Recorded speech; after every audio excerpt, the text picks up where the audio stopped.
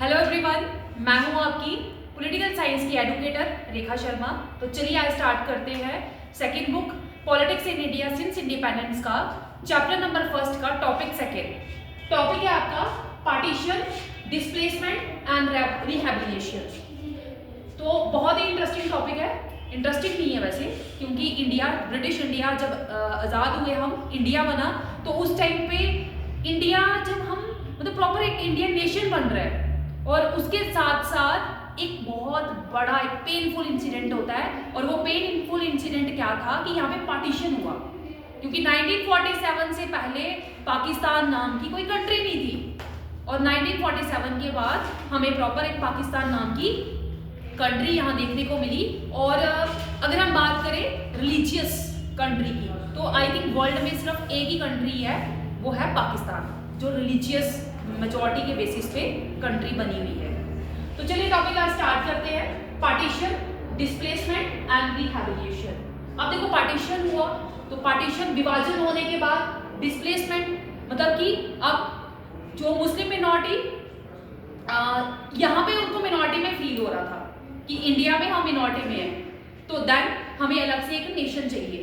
तो वो लोग पाकिस्तान में जो है वो शिफ्ट हो जाते हैं, और जो हिंदू मेजॉरिटी थी वो इंडिया में रही। और देन उसके बाद एंड रिहैबिलिटेशन का मतलब होता है पुनर्वास, मतलब पहले जैसी स्थिति करना। पार्टीशन के बाद दो मेन प्रॉब्लम्स थी, एक डिस्प्लेसमेंट की और दूसरी रिहैबिलिटेशन की। तो ये अब हम देखते हैं कि जब पाकिस्तान बना, तो पाकिस्तान मतलब कि टू नेशन स्टेट्स, ठीक है। यहाँ पे कोई कंट्री वर्ड यूज नहीं हो रहा है, यहाँ पे क्या वर्ड यूज हो रहा है, नेशन, टू नेशन स्टेट्स।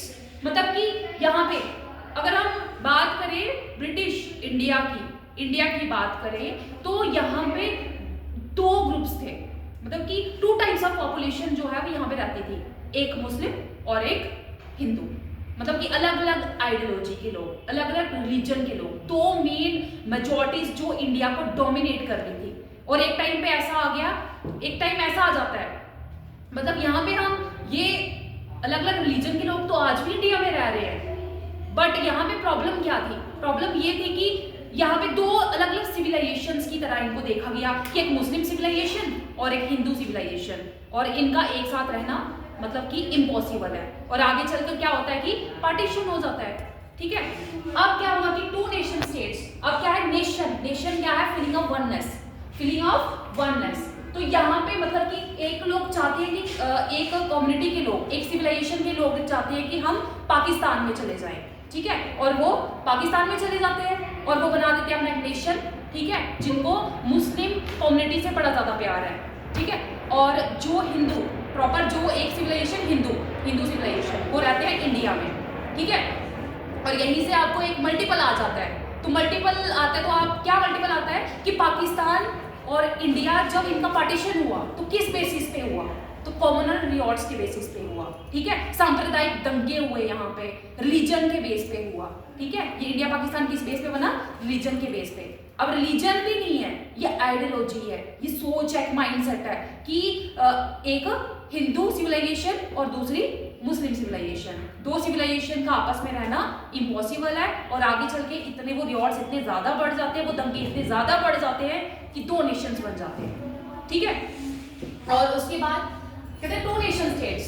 अब इंडिया आजाद हुआ 15 अगस्त 1947 को, जैसे हम इंडिपेंडेंस डे सेलिब्रेट करते हैं, तो 14 और 15 अगस्त 1947 को दो नेशंस बन जाते हैं। जैसे मैंने आपको लास्ट टॉपिक में भी पढ़ाया था कि वहां पे 14-15 अगस्त मिडनाइट को नेहरू जी ने एक स्पीच भी दी थी, और उस स्पीच का नाम क्या था, ट्रिस्ट विद डेस्टिनी। 1 मार्क्स का एमसीक्यू आ जाता है आपको, ठीक है। अब क्या हुआ कि 14-15 अगस्त 1947 को दो नेशन स्टेट्स बन जाते हैं, ठीक है। उसके बाद टू नेशन थ्योरी। अब देखो, जैसे मैंने आपको एक वर्ड बताया यहाँ पे, एक इंडिया, 1947 से पहले ना ही इंडिया ना ही पाकिस्तान, लेकिन अब क्या है, अब 1947 के बाद हमारे सामने क्या आया, एक पाकिस्तान और एक इंडिया, ठीक है। अब इंडिया का तो हमें पता है, लेकिन ये पाकिस्तान वर्ड कहां से आया, ये पाकिस्तान वर्ड कहां से आया भाई, है ना, सोचो। ये पाकिस्तान वर्ड ऐसे किसने सोचा होगा कि मतलब एक नेशन होगा और उस नेशन का नाम पाकिस्तान होगा, ठीक है, उस नेशन का नाम क्या होगा, पाकिस्तान। किसी ने तो सोचा होगा ना कि ये नाम, तो ये नाम किसने सोचा, चौधरी रहमत अली ने। किसने सोचा, चौधरी रहमत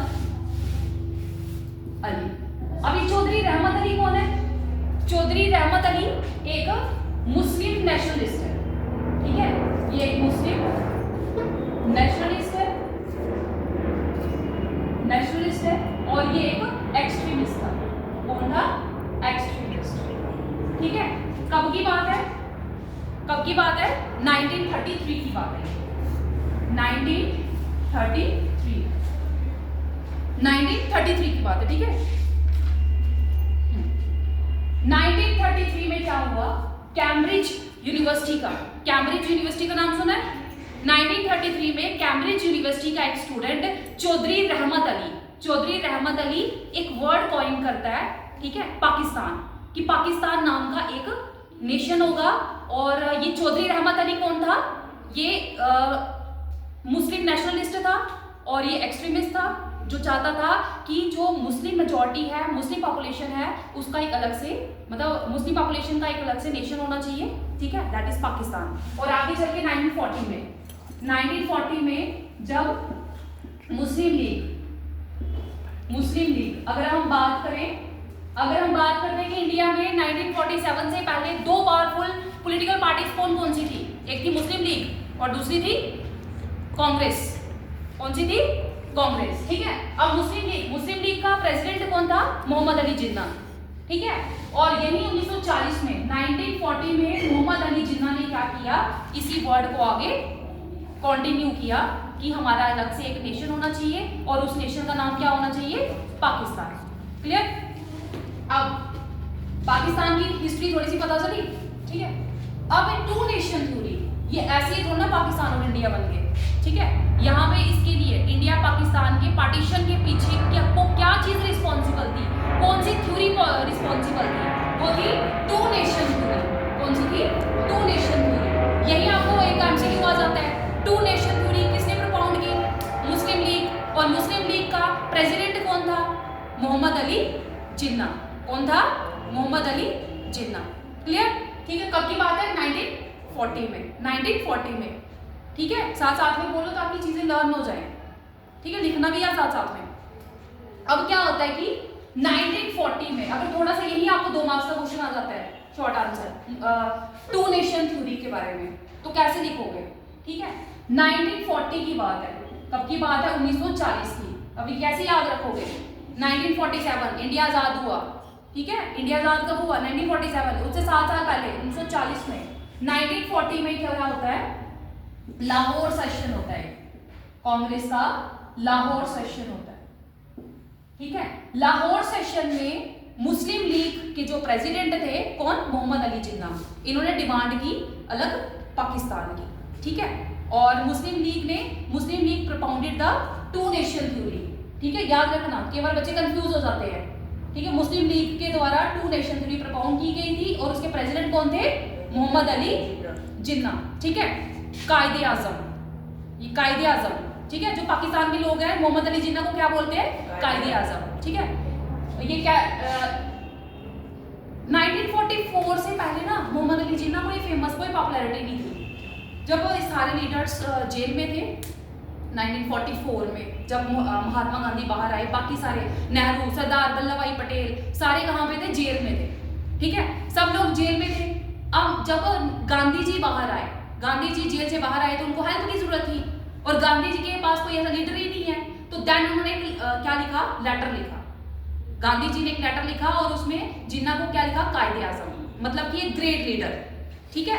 और जिन्ना ने क्या किया, उसने उस लेटर को प्रिंट करवा दिया, हर एक न्यूज़पेपर में छपवा दिया, ठीक है, कि देखो मुझे गांधी ने क्या बोला, ग्रेट लीडर, कायदे आजम। उससे पहले जिन्ना को कोई नहीं जानता था। अब वो न्यूज़पेपर घर घर पहुंची तो देन जिन्ना जो है वो फेमस हो जाता है, ठीक है। अब 1940 में क्या हुआ कि लाहौर सेशन होता है, लाहौर सेशन में प्रॉपर डिमांड की गई थी किसकी, पाकिस्तान की, ठीक है। और देखो पाकिस्तान की डिमांड तो कर दी मोहम्मद अली जिन्ना ने। अब क्या हुआ कि क्या सभी लोग, जैसे हम बात करते हैं ना इंडिया की, तो इंडिया में दो, जैसे मैंने सिविलाइजेशंस के बारे में बताया, दो सिविलाइजेशंस, एक हिंदू और एक मुस्लिम, ठीक है। और बीच में कुछ सेकुलर लोग भी थे जो चाहते थे कि पाकिस्तान और इंडिया अलग नहीं होने चाहिए, वो एक सुपर पावर बननी चाहिए, इंडिया का अच्छा नेशन बनना चाहिए, ठीक है। तो 1937 की अगर हम बात करें, 1937 में एक पार्टी थी हमारे इंडिया में, हिंदू महासभा। हिंदू महासभा। कुछ प्रॉब्लम हो रही है? नहीं ठीक है। बैटरी 3% थी ना, तो कहीं बोलते स्विच ऑफ नहीं हो जाए। अच्छा, नहीं अभी चलेगा ना? हाँ, कोई बात अभी तो नहीं, चलेगा। ठीक है। हिंदू महासभा कौन सी पार्टी थी? हिंदू महासभा, ठीक है। हिंदू महासभा का प्रेसिडेंट कौन था? हिंदू महासभा का प्रेसिडेंट था बीडी सावरकर। बीडी सावरकर का नाम सुना हुआ है? बीडी सावरकर। अब ये लोग भी चाहते थे कि हिंदू, जो हिंदू लोग हैं वो अलग से नेशन में रहे और मुस्लिम अलग से नेशन में रहे। उसके बाद 1940 में लाहौर सेशन हुआ, मोहम्मद अली जिन्ना, मुस्लिम लीग क्या चाहती है कि पाकिस्तान अलग से हो, पाकिस्तान अलग से हो, ठीक है। अब ये भी चाहते हैं, यहाँ पे बीडी सावरकर जो भी हिंदू महासभा के लीडर्स हैं, ये भी चाहते हैं कि अलग से एक इंडिया और पाकिस्तान बन जाए।